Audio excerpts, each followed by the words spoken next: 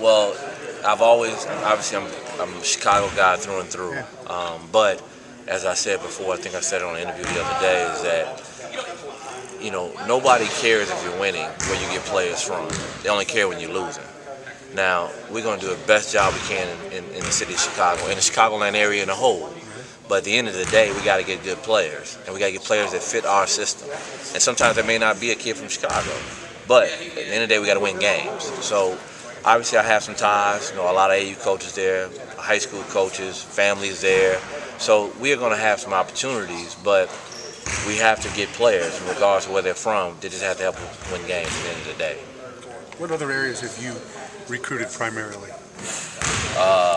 Florida, Texas, California, Nevada, Virginia, Missouri, obviously, Iowa, Mississippi, Alabama.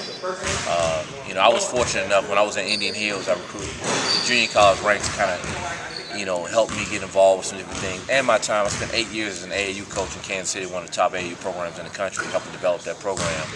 And so we make a lot of ties and connections through that. And so when I went to Indian Hills, and obviously my time in Murray State's, kind of in the South a little bit, but it's close enough to the Midwest. And so we were able to get some different people from different areas. If Coach Ford works the bigs and Jamal works the guards, what's your primary responsibility of coaching? I'm primarily responsible for the wings more than anything, just help them develop along the way and do the things that Coach Gross needs for us down the line.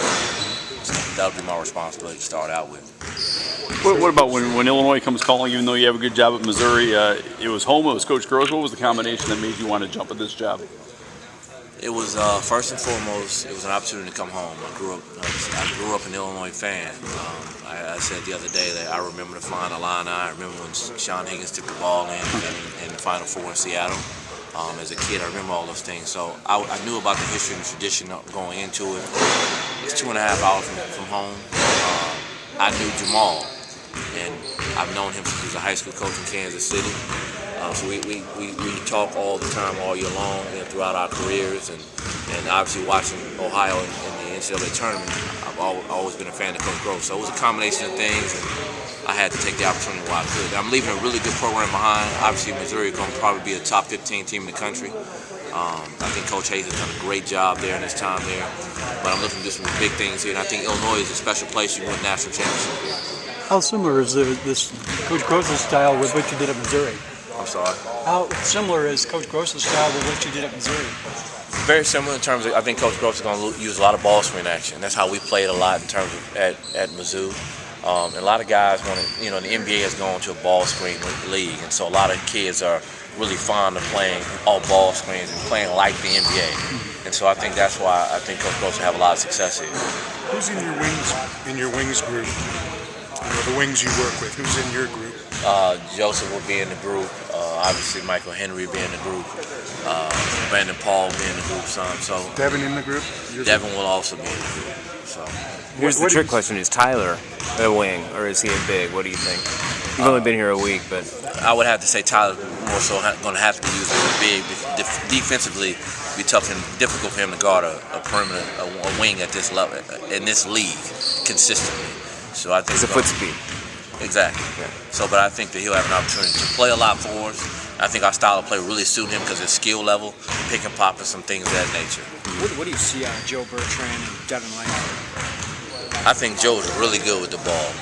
He's a guy that could, I remember when we played them in the bragging rights game, when they put him in the game, the whole game changed because he was difficult to guard with the ball in his hands. And I think the way we play, it suits him a little bit more because he's more of a guy that can play with the ball, like I said before, ball screens, and really athletic around the rim, can really finish in transition. Devin is a really good athlete. He can run, he can jump, can make shots here and there. He's still got to get a little bit more confident, got to get a little stronger, but I think his upside is really good. Get Michael Henry to play defense here? Michael Henry, he struggled to play defense when he was in high school, so that's difficult to change, but we're going to figure it out. And I think he's more willing now than he was maybe before.